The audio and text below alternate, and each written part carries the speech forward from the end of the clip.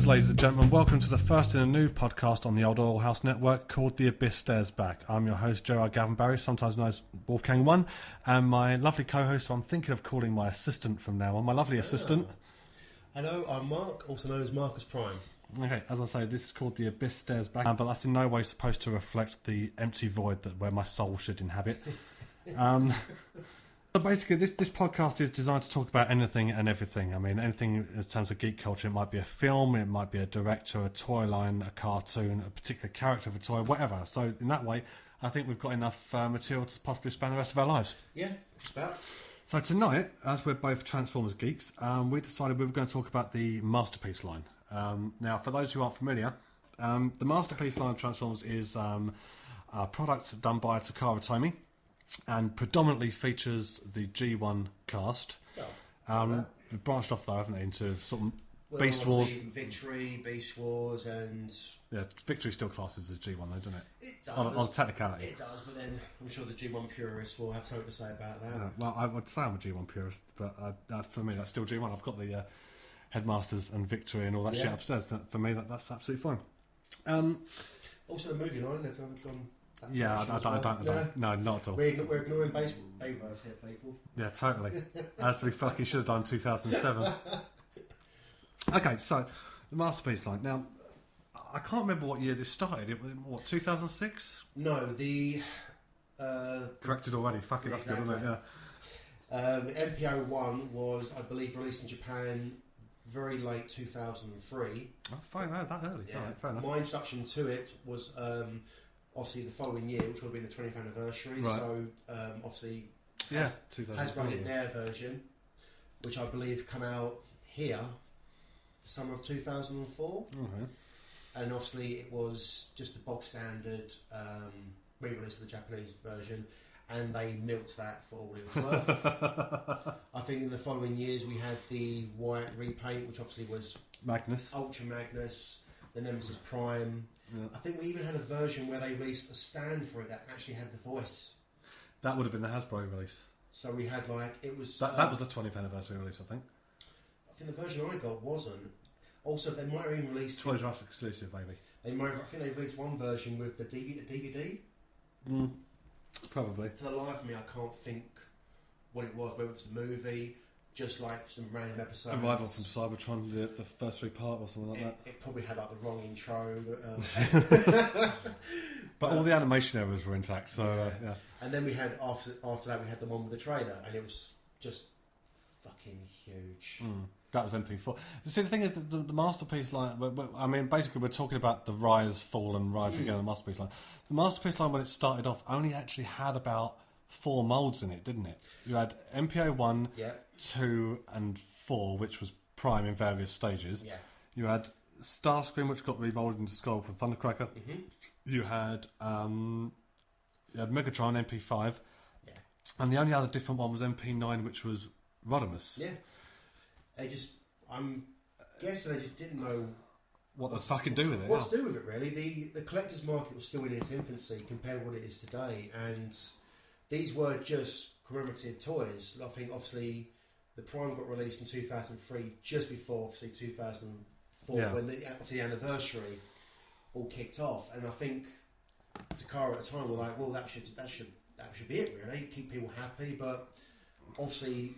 We can look back at it now, like we look back at most of the G1 toys going, yeah, it's kind of a bit shit, but... Most of the G1 toys are shit, and I should know I've got pretty much most of them, but yeah. At the same time, we're having the Ultimates and the Bonaltex, which was like the evolutionary leap to the Masterpiece, and I think we can all agree that the Ultimates and Bonaltex were godless pieces of shit that need to be buried.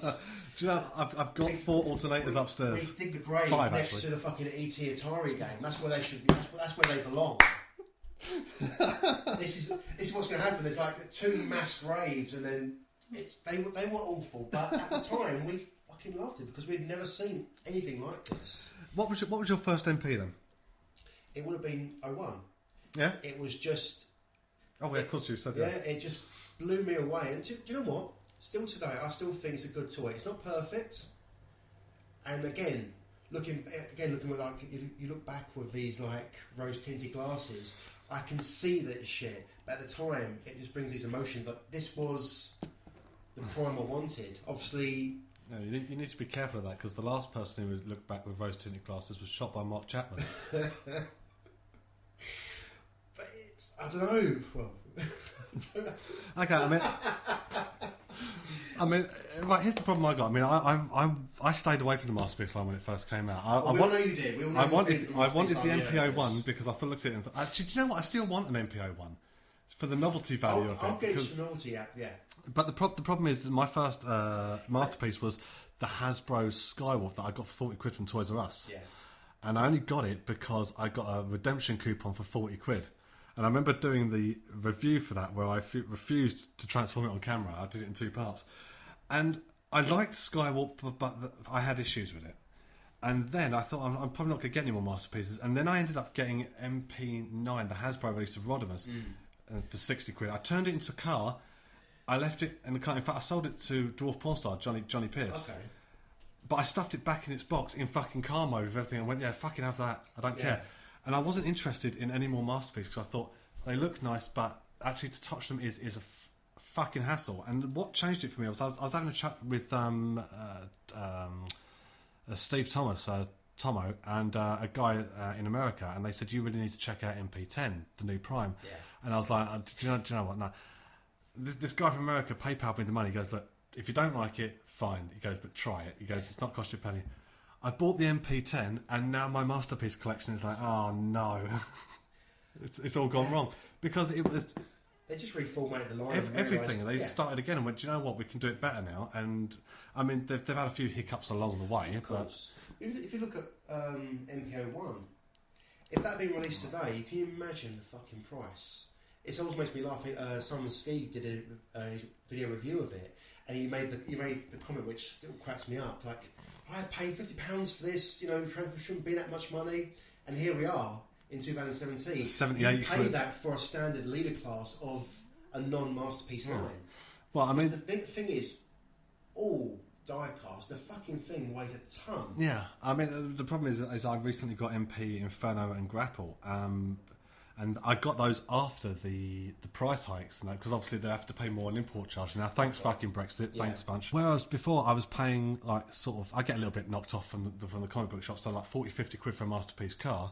All of a sudden I'm having to pay 120 quid for Grapple, or 110 quid for Grapple and Inferno, and I paid 100 for Sound Blaster. It's not just like the Transformers line. In fact, I paid 100 for Ultra Magnus. Yeah. Anyone who's been collecting for the last 20 years will know the price difference. Where another great example, another popular toy line was the Marvel Legends. Yeah, where they've gone. I never got those. I saw them. They look pretty cool. That's the thing. They look amazing, but there's no difference between what they look like now to what they look like 20 years. Well, I think the line started 2002. Please correct me if I'm wrong. Answers on a postcard, people. Yeah, we had this thing where you've gone from an action figure which has been released as a child's toy to something that actually only an adult collector would like. And you're paying I think now for a standard Marvel Legend figure, you're paying 25 quid. Now, back in the day, you're paying like £8. It came with either a comic book and a base. The toy has not changed at all. But you're paying this unbelievably. Didn't they used to come with parts to build a larger figure? Yes, or something but they like that? actually were. It was a massive figure. I think I got the Apocalypse Galactus and was one, wasn't it? Sentinel, and these things are at least 12 to 13 inches big. And now they're releasing parts which is no bigger than a Marvel Select, and they're made out of really shoddy materials. The joints fit if it's so suits them. Well, maybe we'll save that for another episode. What do you reckon? Yeah, just rather than going off on any serious tangents.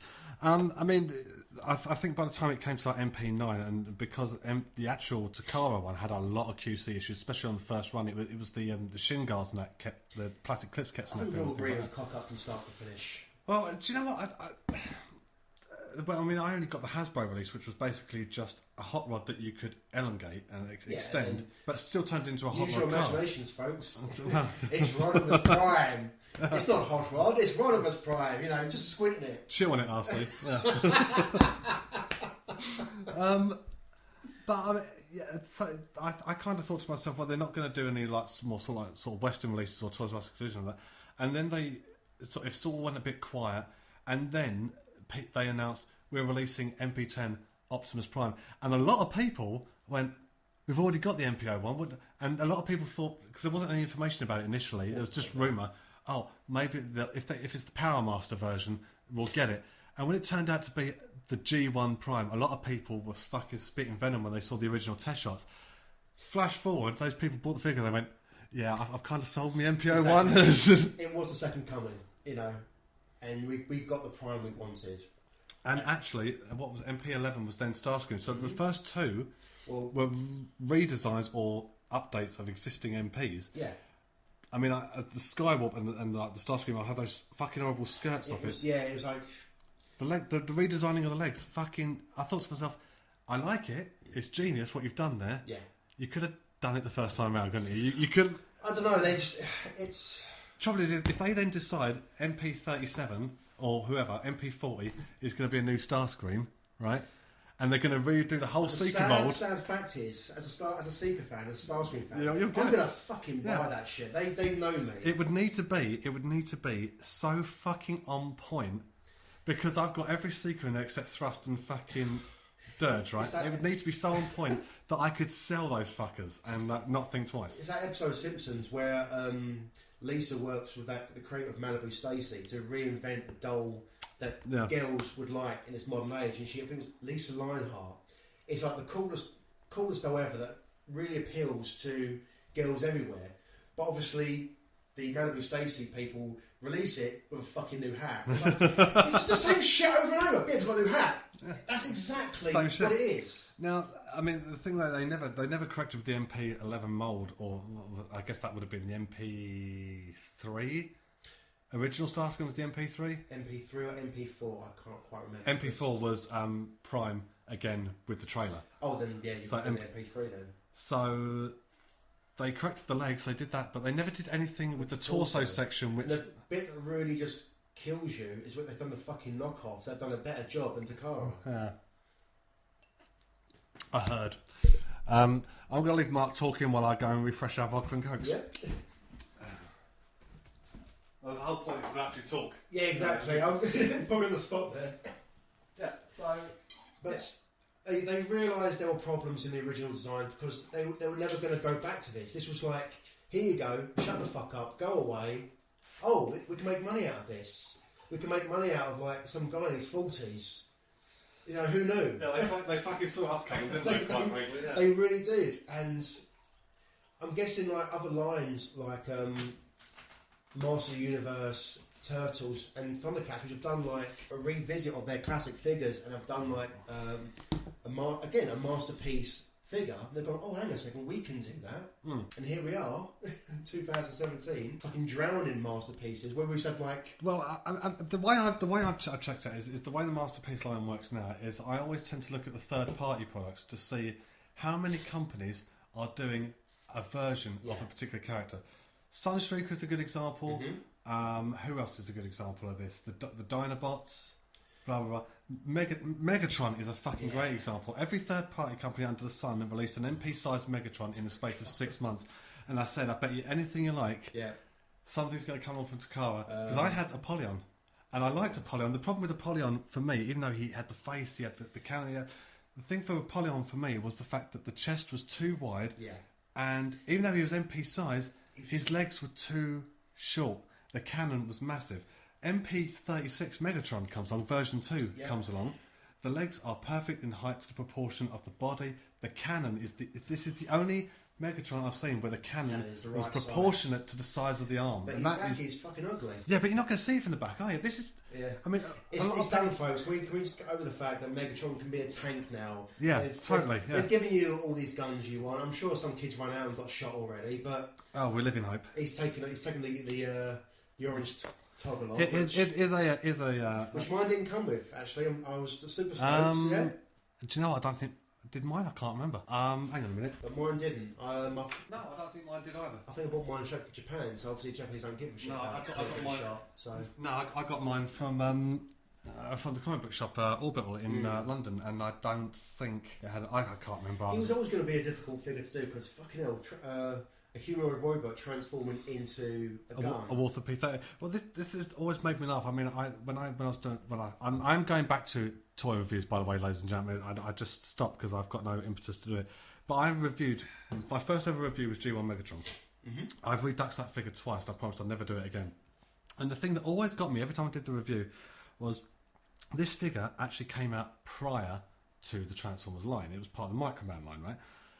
What fucking mad Japanese bastard, right, sits there and goes, I can turn that Walther P38 into a humanoid figure. The engineering on the G1 Megatron is fucking astounding. Yeah.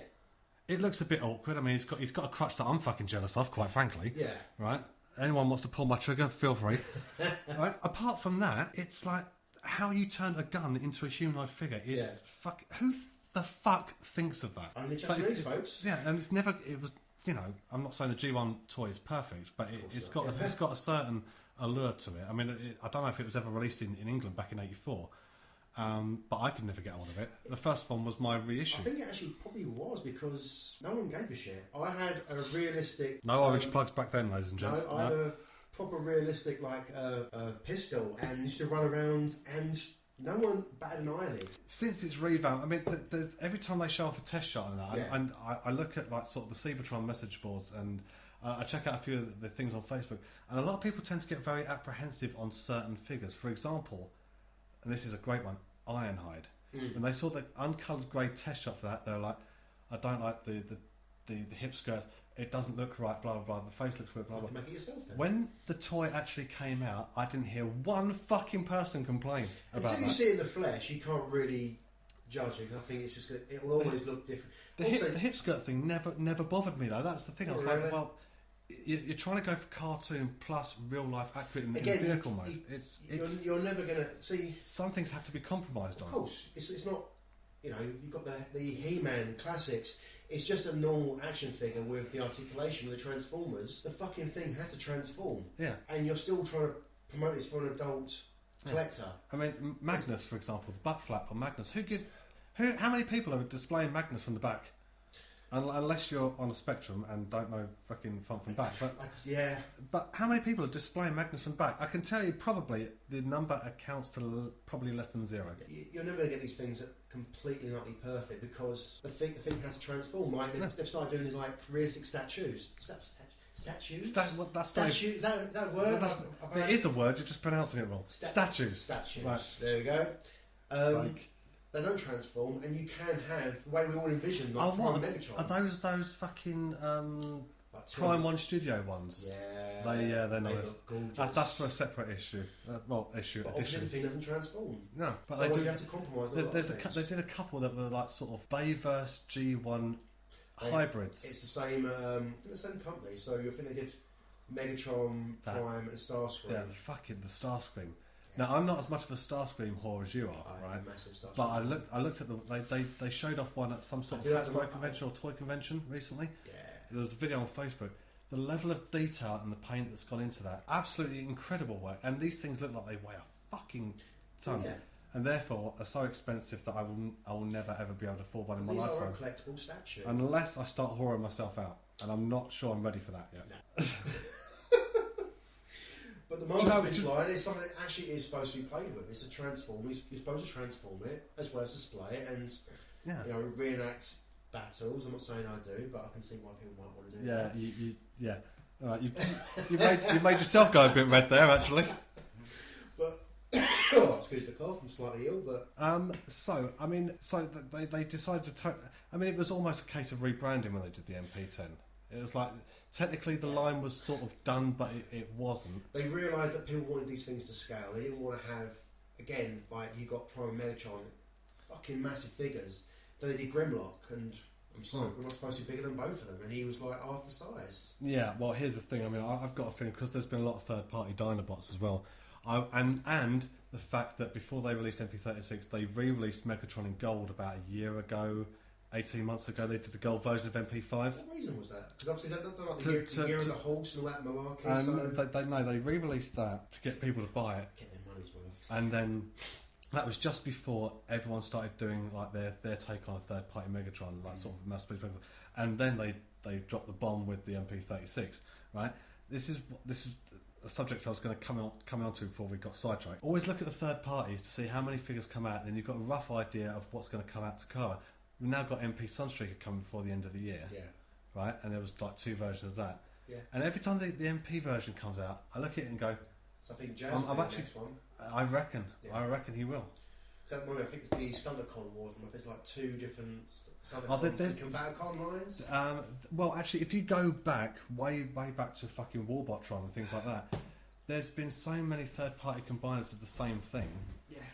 And you could actually do an MP scale masterpiece combiner because we know what the limb size is going to be. They're going to be fucking Prowl, fucking Tracks or size. They're going to be that size. Yeah. And then I reckon you could get the Motormaster's size and basically engineer it in a way that it would actually stand the same height as roughly MP10 in robot mode.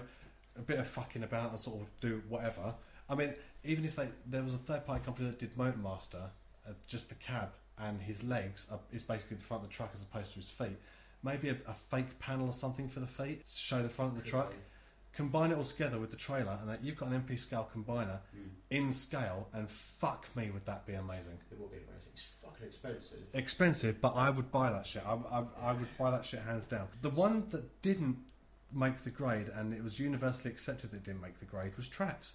Because Tracks looked like it should have fucking won. I've tried transforming that, right? And I sort of gave up, had a rough idea of what I was supposed to do to get it back into robot mode, left it in my cabinet. Yeah. And the only other one that's been a total pig to transform was Wheeljack. That's weird. I found Tracks alright. I mean, this is from a guy who watches YouTube videos because I refuse to read instructions. Look at the instructions because you're a man. I refuse to do it because... You're a man, fair enough. One, I'm a man, but 2, Hasbro has no idea how to do instruction booklets. So it's worse than IKEA. It actually, I swear, they've literally just looked at IKEA instructions. And went, we can do worse than that. Even Takara was like skimmed back a bit. I remember the original Takara booklets. Bring back the G1 booklets, damn it. And they were. It was like a novel. It read like a fucking novel. But now I'm just like, no, fuck it.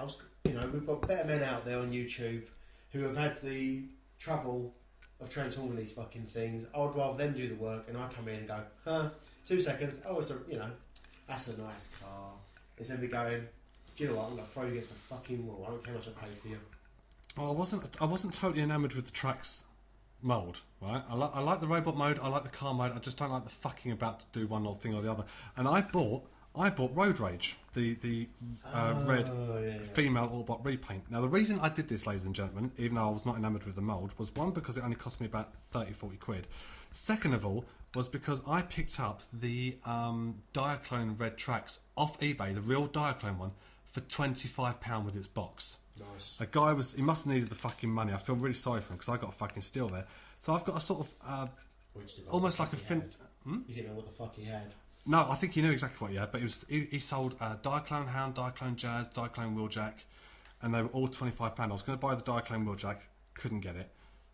The red Tracks came up, I bought that. Done. I mean, I got mine for Megatron. I paid 170 quid for it. Yeah. And I thought, that's probably the most expensive masterpiece I've ever bought. Because my MP10, I bought that off eBay, and that was in American dollars, and that didn't fucking come to £150. I think 150 for me. So Megatron stands out as the most expensive MP, and you know, I think it's worth it. As I said, as you say, I've not transformed it, I've not done anything like that, but fuck me, does that look nice? It's a great fucking figure. I think when I first got the MP Soundwave, I got one that the cassette stuck.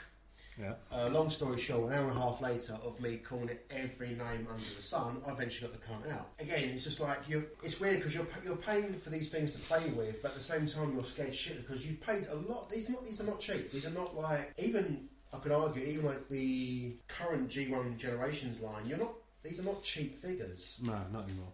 And you know, coming from someone who's quite cock-handed, I'm absolutely shitting it that I'm going to break something that I've spent, you know, 200. Yeah, your one was more expensive, wasn't it? But only by what was 210 you paid for yours? Yeah, about that. Yeah. But the thing is, from geezer boy from Japan, he said, look, you've paid this amount for the post and packaging, I'll sort out the import tax, which... fair dues. Another thing that has massively fucked me, 2 times I bought off Big Bad Toys, not on a great site they are, but obviously coming to England, they've obviously taken offence to me buying stuff, so twice they've hit me up for quite a nice bill. Thanks, Brexit. Yeah.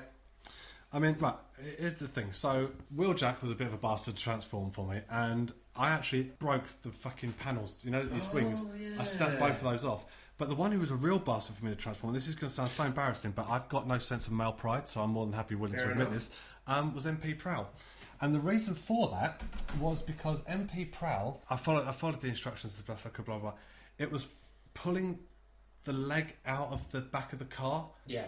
Because on one of the legs, it's been machine pinned in too tight, and fuck me, I was like, I ended up having to get the sharp end of a fucking nail clipper to try and get it out. And what I've ended up doing is scratching the inside of his leg. So I was like, okay, fine. So I've had it 20 minutes. I've already fucking damaged it.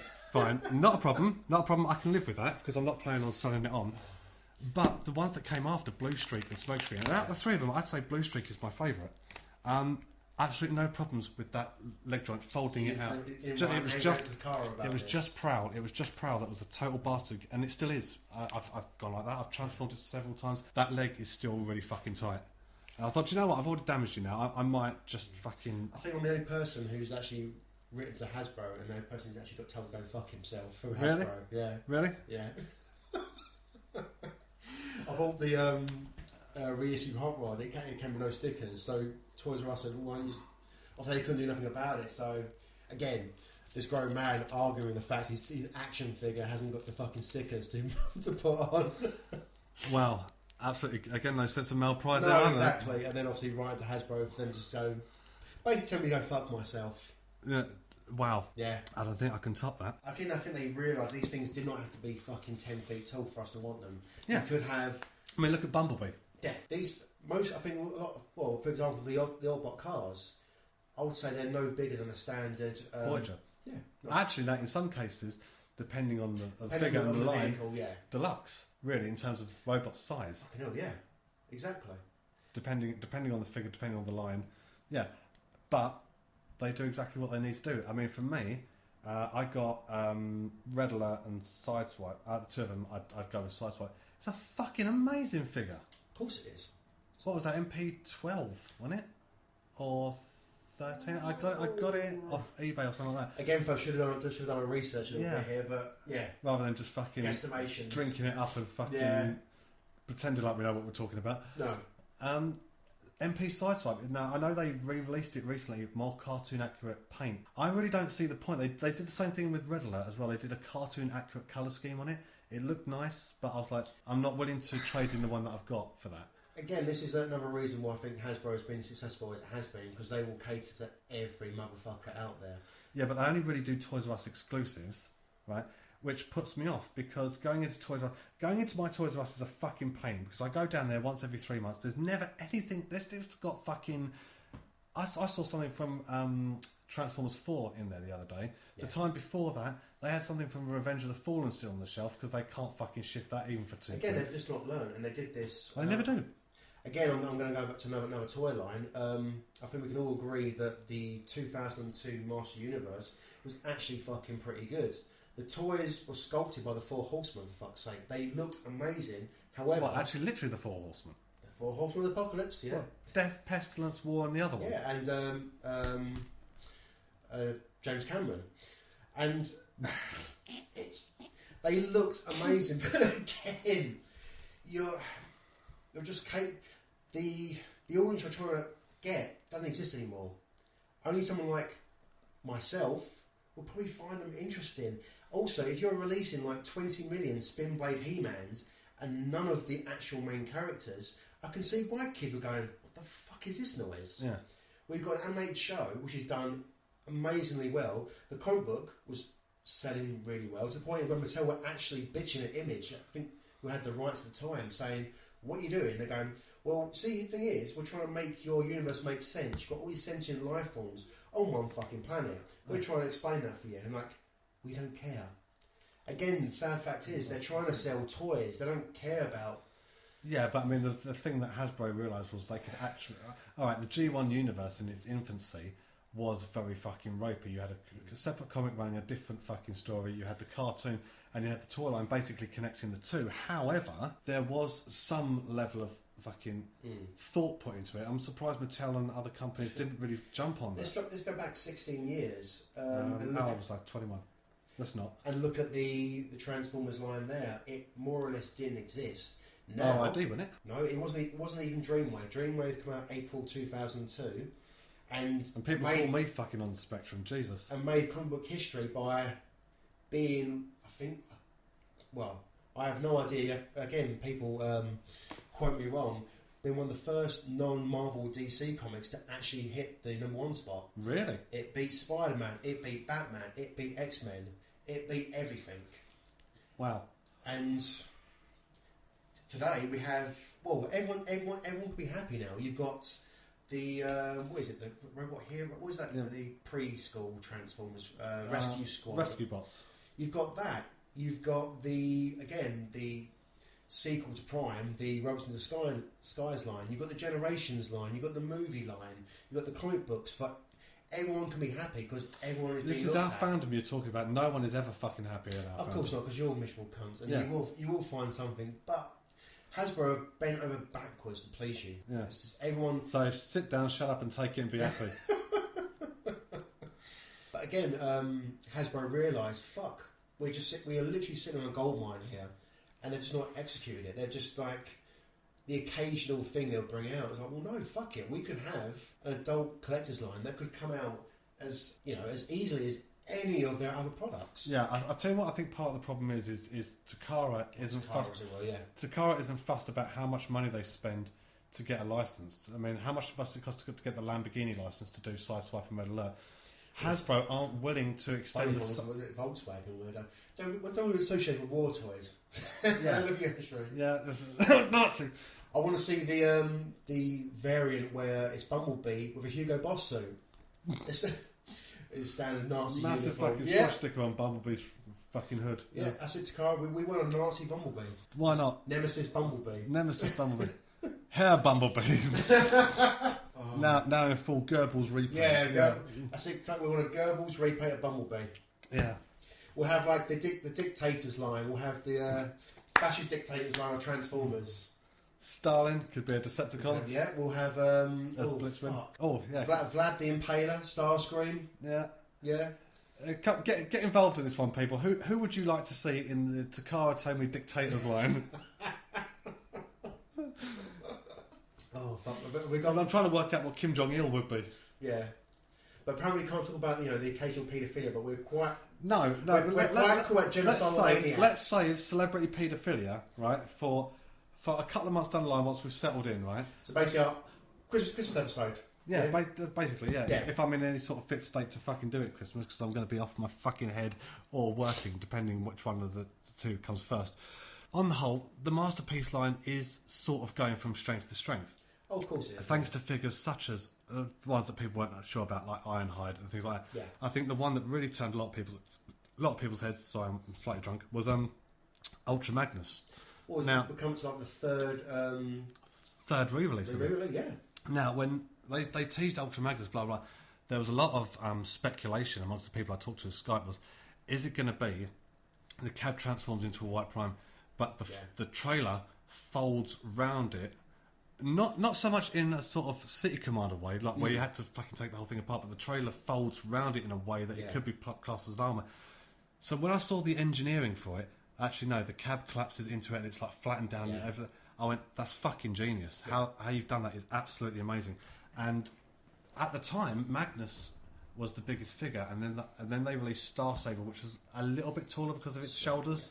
Or things like that. But in terms of the actual Masterpiece line, I'd say it's Magnus. And they still gave you that little nod to it where the faceplate comes off. And you got Yeah, they didn't have to do that. They didn't have to do that. No, it's the little touches that. Just like in Grimlock, they didn't have to put the little Diaclone seat in there, but fuck me. Did they really? Yeah, they did. Yeah. They did a third party add-on kit for him, didn't they? Whereas basically it was something that connected to the feet to make him taller, to be more in scale with MP Prime. MP10. The problem is I've paid enough for you. Fuck off, third parties. and your thinking of like really cool ways to make my figure better, but I've already paid God knows how much for you. Yeah, so you're not gonna be doing that. I wouldn't be too surprised if they re-release Grimlock as a bigger figure at some point. I'll imagine so, yeah. Maybe a slight redesign on his engineering in order to keep it as a fresh thing. The Dinobots will come at some point. Who would you like to see in the Masterpiece line? My list is fucking massive at the moment. As being a massive Decepticon fan, I think we've reached the point now I need to see a Blitzwing, an Astro Train, and the Insecticons. Ooh, nice choice. Okay, my one, I'm a little bit hesitant to buy the third party one because I'm a little bit worried that Takara are going to release them at some point. Galvatron. Now, the last Galvatron, I've got Tyron, which I thought was really nice, even though it was a cunt to transform. I've heard the story with the hairdryer, but please regale our audience with the story of the hairdryer. Getting the hairdryer out and trying to like heat up the joints, and then I had a friend come over. It's like, why do you wear a hairdryer, Mike? You've got no hair. I was like, oh, it's my action figures. Do you know what, Mark? That makes complete and utter sense. Yeah. It's from the action figures. Fair enough. That actually made more sense than the fact that you've got very, very little to no hair. Yeah. So there you go, really. I mean, I'd like to see Galvatron, blah, blah, blah. I picked up the third party... who the fuck was it? I want to say it was Fans Toys. I could be wrong. Andrus, the third party Scourge. That is a damn nice figure. I've got that in the absence of a real Scourge. The feet transformation was a bit really, really not sure about it, but I'm reckoning at some because they've done Cyclonus as well. I'm reckoning at some point they might do a Cyclonus. Who I would really like to see, and I know this is fucking obscure. I want to see G1 Skids. I think you might get your wish at some point. I'd rather them power through before they start doing Springer or Blur. They've done Hot Rod. Get the first 2 seasons done, and then we can talk about movies and.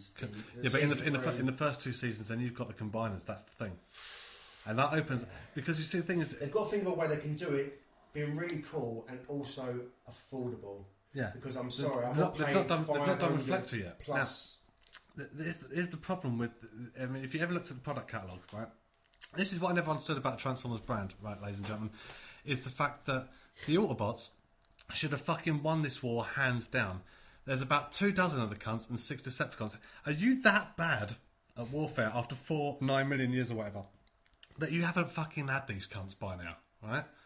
So the Masterpiece line, based off the G1 line, you've done pretty much everybody. You've done the entire first season except Reflector. You're doing pretty much the whole season apart from the Insecticons. You've then got to branch out into the triple changers, into the combiners and that, in order to keep the ranks consistent, fresh, and sort of things like that. Well, with Takara, I think it comes down to the fact is they do like the heroes more than the villains. They think that's what will sell. But to be fair, they are right to a degree. Because since MP10, I think there's only a couple that I haven't picked up, but they're all repaints. They're all the Diaclone repaints. I didn't bother getting the Diaclone repaint of Magnus because, as far as I'm concerned, I've got a Magnus. I don't need a fucking Diaclone convoy or whatever. And it was expensive enough as it is. Yeah, and 100 quid for me. How much did you pay for yours? 110. Oh, not bad then. Not awful. But as far as I'm concerned, worth every fucking penny I paid for him. Fucking phenomenal figure. Hence why he's been released 3 times. Yeah. Because getting his re-release because he's only just come out. Again, probably a massive fuck up on their part, not realising that people actually want. No. They knew exactly what they were fucking doing with that one. Limit the run. Do a reissue. The suits all going. Yeah, how can we get more money out of it? Oh, make it fucking scarce. Make it limited run because everybody was itching for something. I'm not saying people will replace their MP5 as soon as they get MP36, but what I am saying is people. I will throw one at a little kid. I will find some disadvantaged little child and I'll throw my MP5 at him. Okay.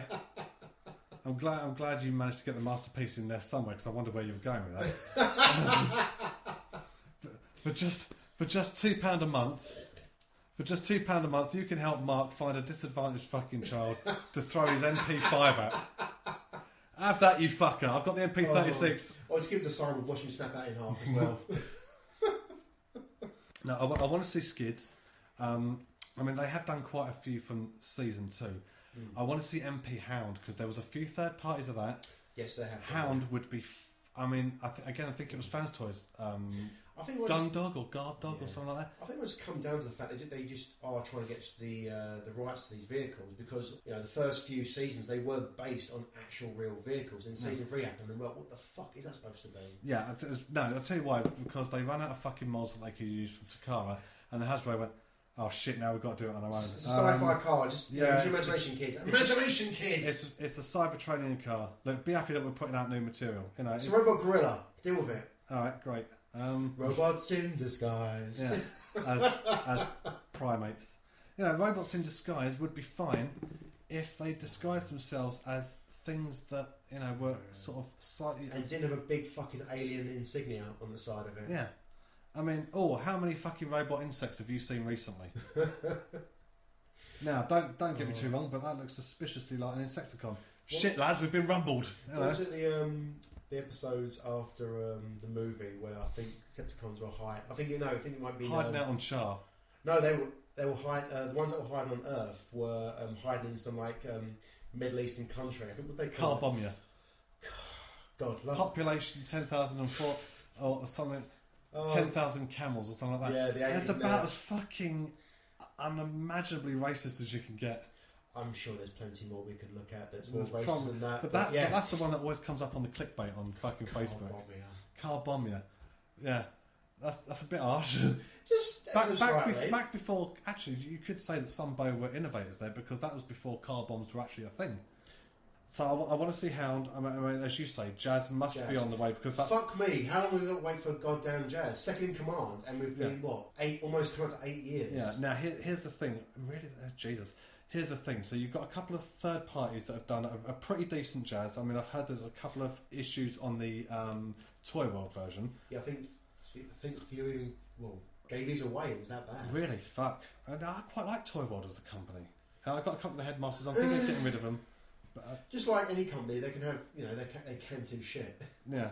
Absolutely. But I mean, you don't hear anything from Fans Project anymore, do you? They've pretty much either been absorbed by another company or they've sunk. I've lost count of the third party companies and their shenanigans and what they get up to. Me and some of my Skype compadres had this theory, right, that Takara or Hasbro actually had a controlling stake or to some degree or another some input into some of the third party companies. I think they're all in cahoots. Because there's no way, right, in order to bypass the intellectual property laws, it's got to be 78% or less. 50%. No, it was 78% or less accurate to what they were supposed to be representing.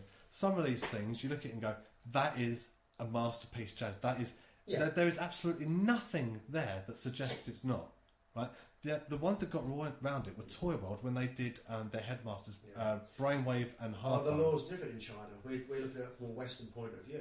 Yeah, but a lot of these companies are Western, aren't they? Again, I could be entirely wrong because I don't know what I'm talking about at the best of times. The thing's getting made in China. Do you think they're going to manufacture this? I don't know. I mean, look at Toy World's headmasters, Swamper, Hardbone, which is a fucking great name by the way, and Brainwave. Right? Yeah. They all had individual. You could tell it was sort of hardhead, but it was so a separate, unique take on it. That it was clearly a third-party product. I've got Make Toys fucking Iron Will in there that is so blatantly fucking a masterpiece version of Hardhead. It cannot possibly be anything else. How the fuck did you get away with that? Unless I think the powers that be have a controlling stake in it. They originally just did start off doing their own thing, like their own interpretation of characters. Then obviously they realised, well, no, we can get away with so much more shit. People actually want a proper cartoon accurate Ironhide and so forth. I don't know. We could argue about this all night, and I don't. Please don't. We won't get an actual answer. I do think there. No, if we can arguing at each other, no, because we don't know what we're fucking talking about. Probably not. No, I think we can clearly say that obviously Takara has taken a lot of the ideas that come from third parties and put them into their own figures. Yeah, and they've seen what works, what doesn't work. There is a certain insinuation, a certain amount of, for me, I think personal smugness every time Takara goes, alright, so you've released 5 versions of an MP Megatron. Hold my beer. Yeah, exactly. Here's our MP36. It's not chrome, it's not silver, it's an off-colour grey sort of thing. Which isn't quite cartoon accurate, but it's close enough, right? What was up with Apollyon? What happened? Was it the shoulders were fucked? On the first run, the shoulders were fucked. On the first, they got ball jointed and they just literally popped off. Well, considering the size of the cannon, right? If you it's the same thing with the G1. You raise it up, the arm drops down. My version, I got it from Kapow Toys for 150 quid at the last auto assembly, but mine came with automatic replacement joints. and I never bothered replacing the joints. I stuck them back in the box. Everything's in Yeah, there. yeah, I got rid of it. I gave it, sold it to Ian Pyatt. Actually, no, I traded it for Iron Will. But when it comes to the fact that the companies don't, all right, we sort of dropped the ball on that one. When they give you replacement parts, I'm sorry, you should include those in your second run. Yeah. As in, not expect us to replace the parts ourselves, because I don't know what the fuck I'm doing. Or buy another figure, and then the parts are with the new figure as well. Yeah. Sneaky. So it's a case of like some. I mean, but then the MP5 have the same problem. Yeah, but they're not the only ones to have done it, because there are. I can think of loads of different examples where, obviously, I'm not going to name any because I'm slightly drunk. But I can think of loads of examples where the second run comes out. It's not a reissue, but it's a second run of the product that comes with parts that you need to swap out in order to strengthen it. Why don't you just do it at the production line? Again, these are very, very small companies. These are not on the level of Takara or Hasbro. Oh, yeah, the production lines. I can lines imagine there are going to be more fuck ups than not, and more often than not, they are getting better. And we are getting a quality product. But I don't know. Again, we're not in this line of work. We don't see how you take from idea, sketch, to the making of the toy, and then obviously selling it on. I don't obviously know how that even works. No, because I've got no experience in marketing or toy design or anything like that. Or picking up a screwdriver. Just no, really, I'm fucking. Actually, no, I can put a shelf together, but apart from that, I'm pretty useless. I mean, I'm not saying that the work that they put in isn't incredible, and the amount of effort and time and everything they put in isn't. I put my hands up and go, well, that's a pretty good job. I think their profit margins are unbelievably small compared to, again, what Hasbro rake in for. Yeah, but they're the only ones catering to a certain market where the other companies aren't. So, for example, they're saying, all right, so they must look at the message boards and say, all right, people are screaming out for an MP Jazz. Takara aren't doing it yet. We'll do our one. Yeah. But then what happens is they do our one. I mean, Sun Surge and Bad Cube, the third-party Sunstreakers. As soon as, I think it might be MP37 or 38, as soon as MP Sunstreaker was released and the test shots were put up on Facebook and everything like that, suddenly the shops and everything like that and the group selling pages and that are awash with people trying to sell their one on. And that's the part I don't get. Do you know what I'd rather do? I'd rather have the third party's already got your money. Yeah, I'd much rather keep two. I'll have Sunstreaker in robot mode, and I'll have the fucking third party in vehicle mode, because it's still doing the same thing. I appreciate, as a collector, that one thing that everyone's fully aware of in the back of their mind is space is always an issue. So that might contribute to part of it. But at the same time, if everybody goes, oh yeah, do you know what? I like that official Sunstreaker, blah blah. They're not going to go, oh, but I'll pick up the third party because someone's selling it on. Yeah. Unless you've got someone who only collects the third party versions and isn't interested in the official product. Those people, I don't think, are that common to come across. I have met people who have to have everything, and they've got no qualms about buying something and then buying something that's only slightly. Again, this comes from a Seeker fan that is only slightly different. How many third party Seekers have you bought? Did you ever buy the I can't remember the company it was, but they kind of went under very, very soon after they released this, the Tetrajet Seekers? No, again, I would love to get myself one of those, because the vehicle mode is just spot on. A fond memory of the cartoon, seeing this fucking badass pyramid. No, I checked it out. The actual vehicle mode is fucking so spot on. It makes you want to puke. But in order to get that right, they had to sacrifice so much for the robot mode, and they kind of look like maybe they haven't fully developed yet. They're sort of in that tentative stage between child and like sort of teenager. You probably realise everyone who wants a Starscream has got a Starscream in some form or another. But do they have pre-Earth mode? Cartoon accurate? Yeah. No. I think the third-party Jazz as Cyber Training mode would be fucking awesome. His Cyber Training mode was kick-ass. But here's the other thing: third-party companies obviously are producing their own. They've done Trailbreaker and Hoist. They've done two different versions. Two different companies have done different versions of that. This is how much of a dickhead I am, right? And I'm willing to admit this, ladies and gentlemen. Is I bought I had G1 Hoist as a child. Loved that figure. When I got it again, I was fucking over the moon. I never realised until I got Trailbreaker that those two fuckers were the same mould. So I got myself a G1 Trailbreaker because one of my mates had it when I was a little boy, and I loved that fucking figure. I never made the connection between two of them. Basically, I'm really simple. I like to make it out that I know what I'm talking about. I don't. I'm really, really simple. I want a third-party Trailbreaker because I swear to God that'll be about the same height, maybe a tiny bit taller than Ironhide, and it will fucking kick ass. I want the official Takara one because it will have the original toy's head. It will have different colour eyes. It will have. They'll get there eventually, but obviously. Again, what Takara is doing is very nice well with other toy lines. So We've obviously had Optimus Primal and now Cheetor. We've got Dinobot on the way. Again, massive Beast Wars fans. I'm fucking loving these toys. They've obviously spanned out to the Takara, like obviously the Victory fans. And we've even had a few of the Masterpiece Bayverse. Yeah.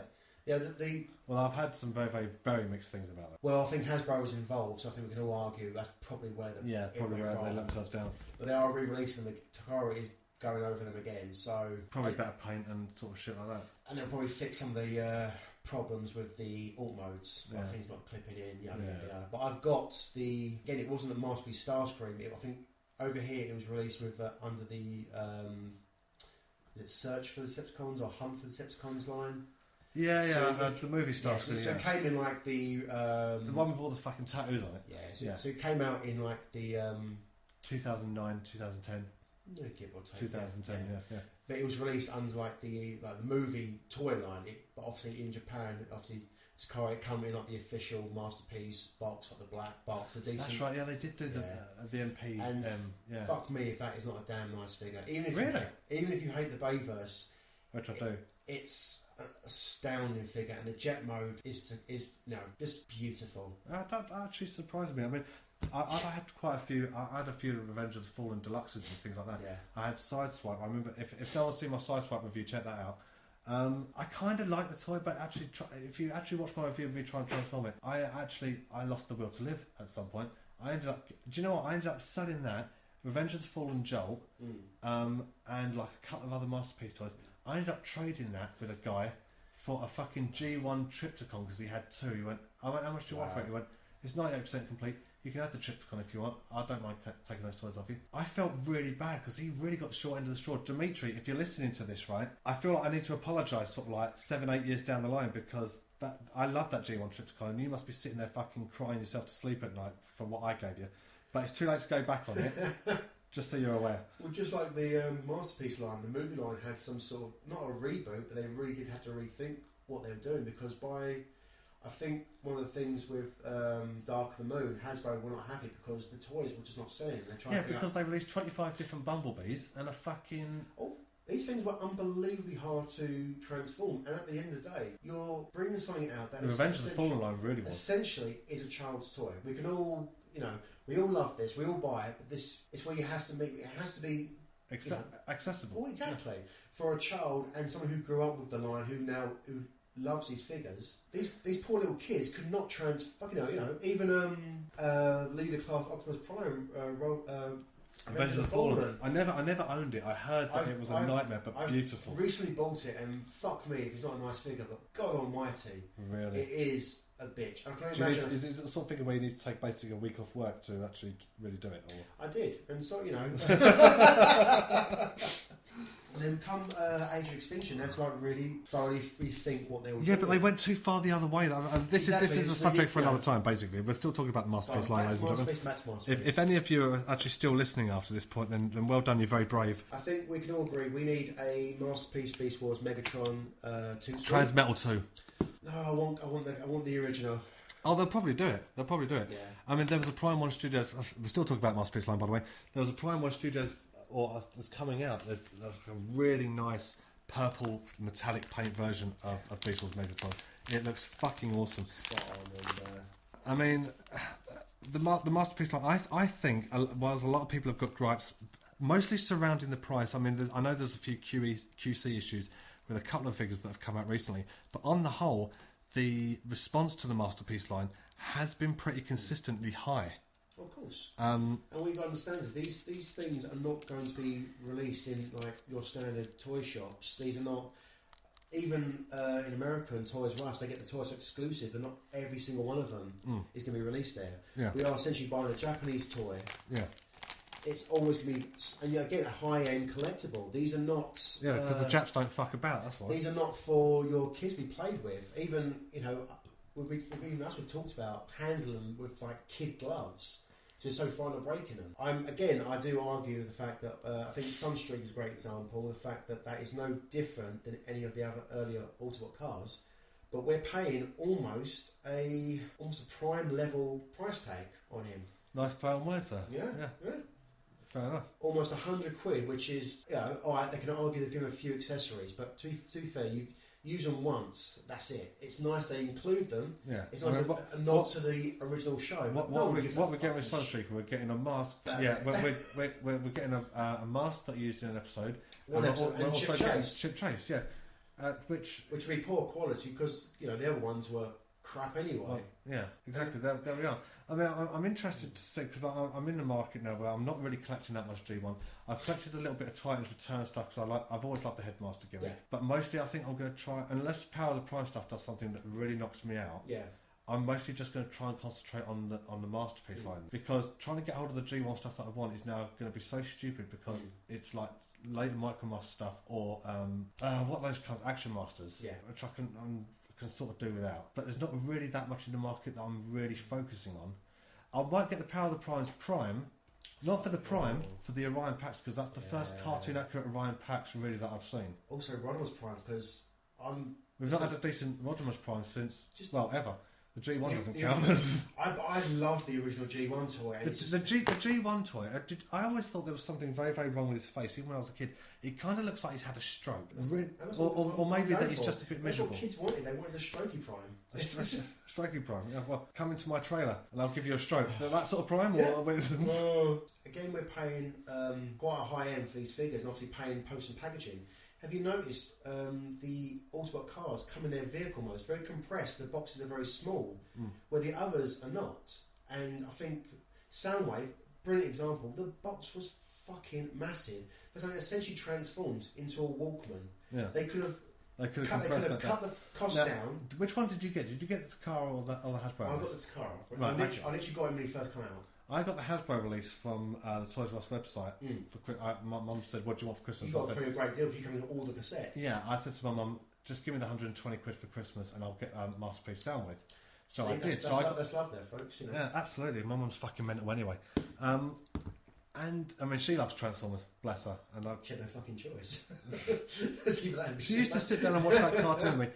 You're fantastic. You're mental, but you're fantastic if you're listening to this, which you probably will. Megatron was an obvious thing, like you can't have that fucking thing in a gun. No, because you'll never get it through fucking import on importing it to America or anything like that, which is fair enough. I don't think it would have made too much difference with the Seekers, because obviously the jet mode is just as big as the robot. Because obviously nowadays we're not paying for the weight of a product, we are paying for essentially the mass, how big the box is. Yeah. So for something like Soundwave, didn't need to be you can press that down easily enough. I mean, my Sound Blaster came in. Oh, I'm trying to remember. Do you know what? I think possibly the box was about the same. Yeah, I think the box for that was quite so. Shockwave's box was actually quite thin and compact because he doesn't really come with fuck all. Because I'm guessing the design of the box and the box itself might even cost more than the fucking toy itself. Nah, surely not. We're paying for the graphic designs of the. Again, quote me if I'm wrong, but when you're talking about the cost that it could cost to actually make the mould, then mass produce it and sort of blah blah blah. I'm fairly certain people who are putting the fucking thing together are not getting. No, we're not talking. We don't give a fuck they're about not them. They're on an island somewhere. We're the last. We are the last end of this production line, right? Do you really think having bought a product as high scale as that, I'm giving a fuck about whoever's working in the factory? Of course I'm not. And the same with every other collector isn't giving a fuck about the working conditions for the people in the factory. I'm keeping this part in, right? Because we are genuinely awful human beings as a consumer society. Everyone is getting fucked. Everyone's getting fucked. Yeah. So. My Hasbro Soundwave cost 100 and hang on, let me think about this. 120 quid off the website.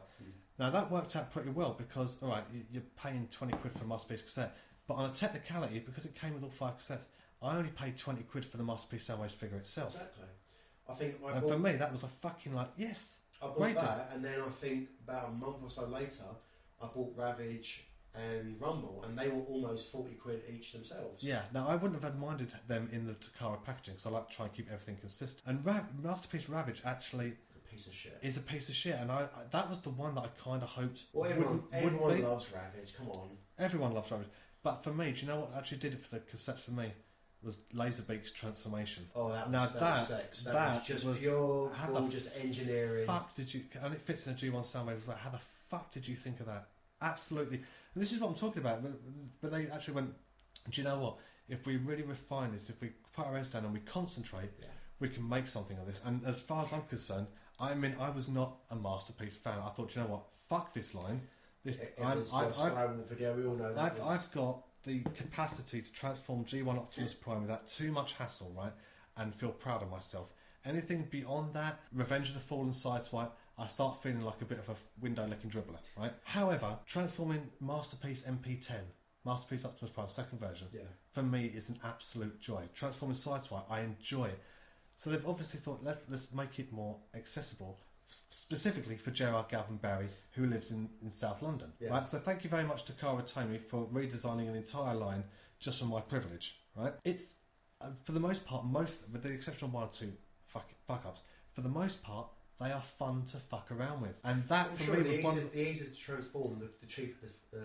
Well, yeah, but it was one of the things that for me that was like Masterpiece Rodimus from Toys R Us was not fun to hold in your hand, let alone fuck around with. Masterpiece Skywalker, the original version, was not fun. To look at. Well, not fun to look at either. No, kind of made my stomach turn. But the later toys, Masterpiece Magnus. Oh, I know it's big in that. I fucking enjoy to sit there and fuck around with, and that surely has got to be one of the pinnacle points that you base a new mould on. Yeah. Are people actually going to take any enjoyment apart from looking at it? Are they going to take any enjoyment out about sitting there and fucking around with it? And that's yes. For the most, with one or two exceptions, Tracks being one of them, and Wheeljack. Fuck Wheeljack, even though I love the toy. They just realised what they had. It was like, fuck, wow, we can do this. We can do it, and they did. And you know, for someone who wasn't a fan of the line at all, to see it actually transform to what it has is actually quite exciting for me, because it means, now there's a product line out there that I actively follow that's modern, that's contemporary. Because when I first started collecting, I was literally just a G1 whore. Classic Cyclonus was the first non-G1 transformer I bought. Okay, mine was, again, this is my age, Robots in Disguise, Optimus Prime. I've got that. So that would have been, I'm going to say, possibly early 2001. 2001, yeah. Are we finished with Masterpiece Talk? We're going back. I'll be finished with Masterpiece Talk. The conclusion? The conclusion for it, I think basically it's now getting to the stage where I'm actively looking forward to what the next figure is going to be. Of course, they are. I'm not collecting the movie line. Fuck that. I'm not collecting the Beast Wars. I've seen the Beast Wars stuff. It does look really nice, but I've decided to limit my Masterpiece collection to specifically the proper G1 continuity. Even though I do class it as that, but you know what I mean. The original G1. I think on average, you are getting at least 2 figures every 2 months. Or about that, or something. But I've decided to limit it myself. Especially to a character that they can repaint and call it something else. They're just like this. But I've the space. I mean the Diaclone repaints. I've left those alone. Apart from Raid Rage, but I've left those alone because, and obviously space is at a premium. But when they released Sunstreak, I was like, oh, I'm going to look forward to that one. And it's like it's something to look forward to because I don't really buy that much anymore. But it's like I know whatever happens come December or whatever, I've got to have the money to buy that figure. Yeah. I've put my order in already. I know I've got whatever happens, the expenditure's got to be there for that. And I'm looking forward to, because I think they will branch off into triple changes. That I think it's only a matter of time. But by that stage, think about it, the engineering is going to have to be even more a step further beyond. If the third parties have done it, then I can't see why the car can't. Well, the thing that I like is the MP Infernos. There's about 2 or 3 of those before Takara released theirs. But if you look at Takara's they can afford to go more than any third party. Third parties will always be limited. But the third party ones have got quite a lot of sculpted detail in the legs and sort of paint things. But the Takara one, what I liked about it was the fact that the leg is just really plain block red plastic, no discernible detail there at all, because you're going for a cartoon accurate robot, but a realistic, real life fucking vehicle one. Yeah. To try and hit that balance is quite difficult, but I think for the most part they did do it, because they did the grill. You can swap the grill out for the. They're giving you. For the most part, they are succeeding, and I'm looking forward to what they've got coming in the next year, 2, 5, whatever the case may be. Once they finish up the initial couple of seasons of the show, then I think all hats. Anything's going. They can do what the fuck they want. So, on a nutshell, on the whole, they are doing great work. I'm sure they're going to have some stinkers, like we've touched upon the. I would say not the first 10 years, because it wasn't 10 years, but it was like at least experimental at the very least. Experimental. They didn't know what they were doing, and even with the reboot, there have been some problems. Yeah. I think mainly quality control issues, which again can be... Which they normally fix on the second run anyway. But you know, even if you bought a first run figure, you're aware of the quality control issue before, like, because normally people get the toy before me, and there might be sort of, oh, this problem comes up. Again, the reviewers, you know, bless them, can say, "Fuck, this was." Yeah, I mean, the problem with Ramjet. I think the first line of Ramjet, there was something. Again, maybe a chest issue. No, something with the wing. It might have been where the null ray went in, or where the wing connected into the actual. Yeah, it wouldn't clip down or something like that. Something along those lines. But once they've fixed that on the second one, but if you're going to buy it on the first run, you know there's a chance that the QC is there. You've still got a choice of whether or not you're going to go for the first run or the second anyway. So the final choice about whether or not you're going to get it or not is solely down to the collector anyway. Yeah. So if you do have one with a QC issue, one, you should be prepared for it anyway. If you don't have it, bonus. But if you do, you just go, well, fuck it. Yeah, so ladies and gentlemen, thank you very much for tuning in to the first episode of The Abyss Stares Back. I'm Gerard Mark, also known as Wolfgang 1. And I'm Marcus Prime, and hello. Yeah, and we will be back next month in October. I'm not going to tell you what our next topic is going to be because I've got no fucking idea. It's going to be our Jimmy Savile tribute issue. I'll be sitting here in my tracksuit, my blonde wig and my cigar. Mark is looking very worried. He should be. Mm-hmm. Yeah, and we will be back next month. Until then, ladies and gentlemen, thank you very much for taking part in this, and we shall see you soon. Hey.